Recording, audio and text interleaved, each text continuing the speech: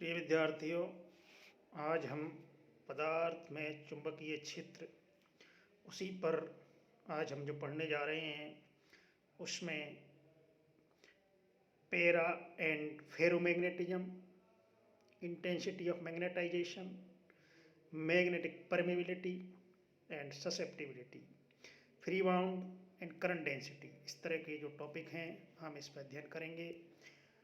और इसमें ferromagnet a type of material that is highly attracted to magnet and can become permanently magnetized is called a ferromagnet।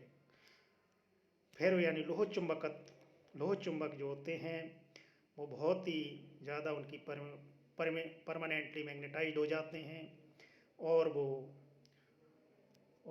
उनकी जो permeability होती है वो एक से ज़्यादा होती है और उनकी जो फील्ड स्ट्रेंथ पे जो कि निर्भर करती है, और हाई ससेप्टिबिलिटी भी इसकी पारगम्यता भी ज़्यादा होती है। उदाहरण के लिए लोहा, कोबाल्ट, निकल, क्रोमियम, मैग्नीज, ये मटेरियल सब लोह चुंबकत्व कहलाते हैं, फेरोमैग्नेटिज्म कहलाते हैं। इनकी हाई तीव्रता के कारण इसमें जो मैग्नेटिक फील्ड की लाइनें हों वे इसमें तेज़ी से आकर्षित होती हैं, जैसा कि चित्र में ये दिखाया गया है। और इसमें जो एटॉमिक परमाणु हैं उनका जो डाइपोल्स हैं, मैग्नेटिक डाइपोल्स, वो अलाइनमेंट उनका एक निश्चित डायरेक्शन में हो जाता है, इसलिए एक तीव्र मैग्नेटिक फील्ड इनके कारण पैदा होता है। पैरामैग्नेट इट इज सब्सटेंस और body which very weakly attracted by the poles of magnet. जो पदार्थ होते हैं लोग जिनमें चुंबक को खींचने की शक्ति कम होती है, but not retaining any permanent magnetism, और इनमें स्थायी रूप से मैग्नेटिज्म नहीं होता। These have relatively permeability slightly greater than unity and are magnetise slightly, they attract line of force weakly. अनुचुंबक पदार्थ का वह गुण है जिसमें पदार्थ बाहर से आरोपित चुंबकीय क्षेत्र की दिशा में ही चुंबकीय क्षेत्र पैदा करते हैं और ये पदार्थ प्राय चुंबकीय क्षेत्र द्वारा आकर्षित किए जाते हैं। उदाहरण के लिए पैरामैग्नेटिज्म में देखो, ये जो इसका अलाइनमेंट पूरी तरह एक लाइन में नहीं होता, लेकिन इनका एक निश्चित रूप से ये इनका मैग्नेट होता है और ये जो लाइनें हैं ये आकर्षित होती हैं, लेकिन कम मात्रा में आकर्षित होती हैं चुंबक की लाइनें इसमें से। और डाईमैग्नेटिज्म में हम जानते हैं कि जो लाइनें हैं उससे बाहर उसमें से अंदर जो atom the substance which create magnetic field opposite to the external applied field, कि वे पदार्थ जिनको हम इस चुंबकीय क्षेत्र में रखते हैं तो उनके अंदर मैग्नेटिक फील्ड अपोजिट डायरेक्शन में क्रिएट हो जाता है। और ससेप्टिबिलिटी नेगेटिव हो जाती है। दीज है relatively slight less than unity, इनकी एक से कम होती है परमेबिलिटी, और repels the lines of force slightly, और लाइन्स इसमें रिपल्स होती हैं जिस तरह अपन ने इसमें दिखा रखा है चित्र में।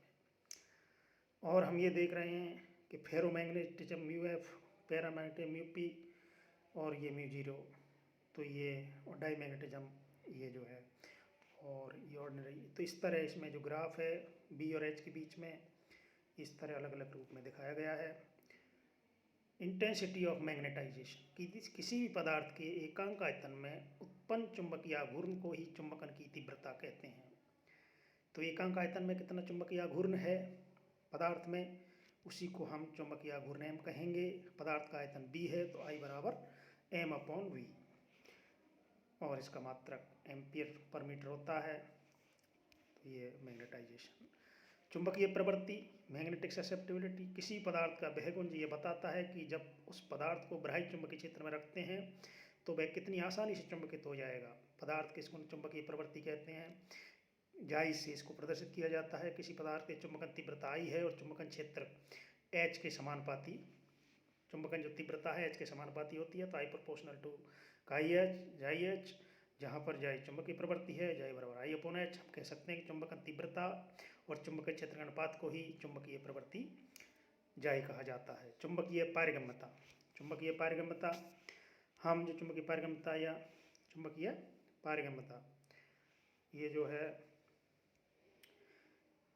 चुंबकीय पारगम्यता, आप इसको ऐसे लें चुंबकीय बल रेखाएं जिस अधिकतम सीमा या कोटि तक किसी पदार्थ में प्रवेश कर पाती हैं, उस अधिकतम सीमा के मान को उस चुंबकीय पदार्थ की चुंबकीय पारगम्यता कहते हैं।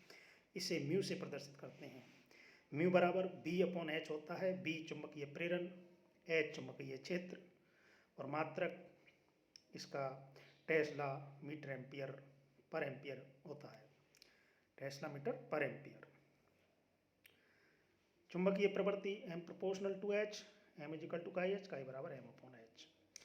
ये हम आपको पढ़ा चुके हैं। तो ये चुंबकीय प्रवृत्ति, चुंबकन पदार्थ, चुंबकन तीव्रता, चुंबकीय क्षेत्र का अनुपात I बराबर M/H। और इसमें B/H चुंबकीय तीव्रता और H के लिए एम्पियर का नियम, ये एम्पियर का नियम भी लिख सकते हैं। चुंबकन धारा, मुक्त धारा या चुंबकन क्षेत्र। इसमें देखिए कि मुक्त या स्वतंत्र धाराएं क्या होती हैं। वे धाराएं जो मुक्त इलेक्ट्रॉन की गति से उत्पन्न होती हैं और जो चालकों में प्रभावित होती हैं, मुक्त धाराएं कहलाती हैं।